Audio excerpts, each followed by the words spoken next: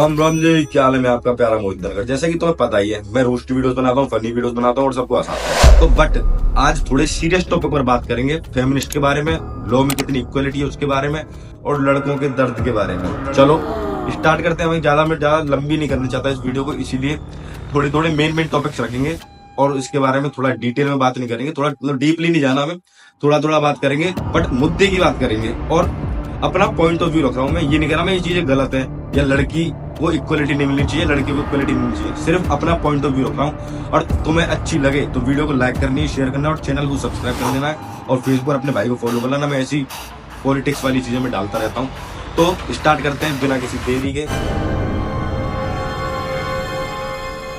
भाई पहली बात तो फेमिनिस्ट के बारे में बात करें तो आधे से ज्यादा लोगों को यही नहीं पता कि फेमिनिस्ट होता क्या है। मैंने इंस्टा पर स्टोरी भी डाली थी, उसमें भी आधे से ज्यादा लोगों को ये नहीं पता था कि फेमिनिस्ट होता क्या है। यहाँ तक कि मैंने तो स्पेलिंग गलत भी डाली थी जानबूझ के, लेकिन बहुतों ने पहचान भी लिया, तो बहुत सही है। आप फेमिनिस्ट के बारे में बात करें तो भाई इंग्लिश में बात करें, डिफाइन करें उसे, तो feminist is the core and full of social economic and full the equality for women. मतलब सरल भाषा में बोले तो लड़कियों के लिए, महिलाओं के लिए इक्वलिटी करने के लिए फेमिनिस्ट बोलते हैं। मतलब अगर लड़का लड़का बाहर जा रहा है तो लड़की भी बाहर जाएगी, लड़का पढ़ रहा है तो लड़की भी पढ़ेगी। भाई ये जरूरी भी है, मेरे एक पॉइंट ऑफ व्यू से जरूरी भी है, फेमिनिस्ट ठीक है।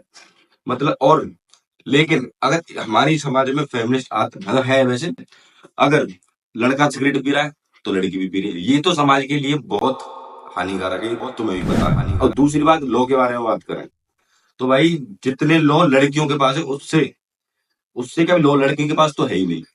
मतलब तुम रेप केस में ले लो, डोमेस्टिक वायलेंस में ले लो, दहेज प्रथा में ले लो, किसी में भी ले लो, जितने लॉ लड़कियों के पास है उतने लड़कों के पास है ही नहीं। सिर्फ लड़कियां केस कर सकती हैं, लड़के कर ही नहीं सकते। आज उसी को थोड़ा थोड़ा बात करेंगे, थोड़ा थोड़ा मुद्दा उठाएंगे। चलो चालू करते हैं। हाँ तो भाई अगर बात करें 2020 से लेकर 2024 तक कितने लोग मरे, मतलब सुसाइड अटेम्प्ट किया, तो आप जाके खुद एक बार गूगल पर चेक करना, नेशनल क्राइम ब्यूरो रिकॉर्ड में। मैं तुम्हें नहीं दिखाऊंगा वरना लोग कहते हैं एडिटिंग कर दी, फैक्ट गलत है। तो तुम खुद एक बार जाके चेक करना और देखना कितने लोग 2020 से 24 तक मरे, वो भी सुसाइड अटेम्प्ट से।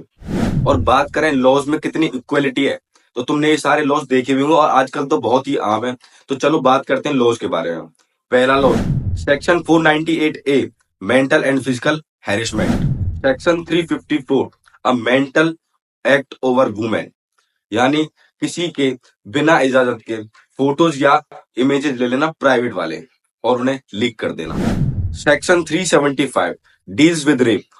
Section 376 punishment for rape. और इसके अलावा एफआईआर मैंडेटरी कर रखी है, जो कि केस गलत हो चाहे सही हो, पुलिस वालों को एफआईआर तो दर्ज करनी ही पड़ेगी। और एक बार एफआईआर दर्ज हो गई तो ऑब्वियसली बात है कार्रवाई तो करनी ही पड़ेगी। और दूसरी बात, no medical, no evidence required. लेकिन देखा जाए तो इन केस का जितना एडवांटेज है उतना डिसएडवांटेज भी है। और ये कदम बहुत जरूरी भी था लड़कियों के लिए, क्योंकि अगर नेशनल क्राइम ब्यूरो रिकॉर्ड के हिसाब से एक साल का 40 लाख एवरेज केस दर्ज होते हैं लड़कियों के अगेंस्ट। 40 लाख। चलो ये तो हो गई स्टैटिक्स की बात, कोई बात नहीं। लेकिन अगर हम इन सारे सेक्शन की डेफिनेशन पर जाएं तो आप जितने एडवांटेज है उतने ही डिसएडवांटेज है। अगर लड़कियों के लिए एडवांटेज है तो लड़कों के लिए डिसएडवांटेज भी है। पहला केस रेप केस, अगर डेफिनेशन पे जाए रेप केस की तो लड़का लड़की का रेप कर सकता है, लेकिन क्या लड़का लड़का का नहीं कर सकता? क्या लड़की लड़के का नहीं कर सकती? लेकिन हमारे समाज में, हमारी इस कम्युनिटी में ऐसा कहीं लिखा ही नहीं है, ऐसा कहीं बोला ही नहीं है कि लड़की लड़के का रेप कर ही नहीं सकती। सीधा सीधा ये बना रखा है कि सिर्फ एक लड़का ही अपराधी हो सकता है, लड़की अपराधी हो ही नहीं सकती। दूसरी चीज, डोमेस्टिक वायलेंस, घरेलू हिंसा, सिर्फ लड़का ही लड़की को पीट सकता है, घर से बाहर निकाल सकता है मार पीट कर। क्या लड़की लड़की को बाहर नहीं निकाल सकती उसके घर से, उसे मार पीट कर? और आज के टाइम तो तुम्हें पता ही है लड़कियां कितनी तेज हो रही हैं। मैं ये नहीं कह रहा लड़कियों के लिए लोग गलत है, नहीं होनी चाहिए, इक्वलिटी नहीं होनी चाहिए, भाई इक्वलिटी होनी चाहिए, लेकिन लड़कियां इस चीज का मिसयूज कितना कर रही हैं वो भी तो देखनी चाहिए, उस चीज के खिलाफ भी तो कार्रवाई होनी चाहिए। मुझे दिक्कत इस चीज से नहीं है कि लड़कियों के लिए इतने लोग हैं, लड़कों के लिए कुछ नहीं है। मुझे दिक्कत इस चीज से है, अगर लड़की गलत या फर्जी केस लड़के के ऊपर करती है तो उसके ऊपर भी तो कार्रवाई होनी चाहिए। लड़की दुश्मनी निकालने के लिए एक लड़के पर फर्जी केस नहीं कर सकती, बिल्कुल कर सकती है। और आज के टाइम पर यही हो रहा है, आधे से ज्यादा सारे के सारे केसेस फॉल्स होते हैं, फर्जी होते हैं, सिर्फ एक दुश्मनी निकालने के लिए, लड़के के लिए। बट लड़के का नुकसान कितना होता है उस चीज में, मिसयूज कितना कर रही हैं लड़कियां। लड़के का नुकसान, समाज में इज्जत गई, घर वाले बेदखल कर देते हैं, समाज में कोई इज्जत नहीं बचती। फिर आखिर में आकर वो करे क्या बेचारा, आखिर में आके सिर्फ एक चीज बचती है, वो है फांसी का फंदा। और यही कारण है कि लोग इतने मर रहे हैं, सुसाइड अटेम्प्ट कर रहे हैं, डिप्रेशन में आकर आखिर आदमी करे क्या? सुसाइड अटेम्प्ट ही बचता है, आगे कुछ बचता ही नहीं है, सिर्फ उसे फांसी ही दिखती है, फांसी का फंदा ही दिखता है। अगर एग्जाम्पल के तौर पर बताऊं तो मैं एक लड़की ने 4 लड़कों पर गैंग रेप का केस लगाया था, फाइल किया था, वो भी बस में फिर गैंग रेप किया उसने उसने ऐसा फाइल किया। फिर वह जो मतलब केस था वो गया इलाहाबाद कोर्ट में। इलाहाबाद कोर्ट में ये प्रूफ हो गया कि वो केस एकदम फर्जी है, लेकिन उसे उसके ऊपर लड़की के ऊपर कोई कार्रवाई नहीं की, उसे 10,000 रुपये जुर्माना दिया और उसे छोड़ दिया।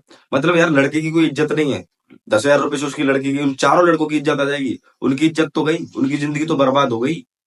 और एक दूसरा केस भी था जिसमें एक लड़की ने एक लड़के के ऊपर केस फाइल किया, फिर वो इलाहाबाद कोर्ट में गया। उसके बाद उसके 20 साल बाद उसका जब जजमेंट आया तो वह जो केस था वो फर्जी निकला, वो भी फॉल्स निकला। और लेकिन उस लड़के के जो 20 साल कटे जेल में, उसका क्या?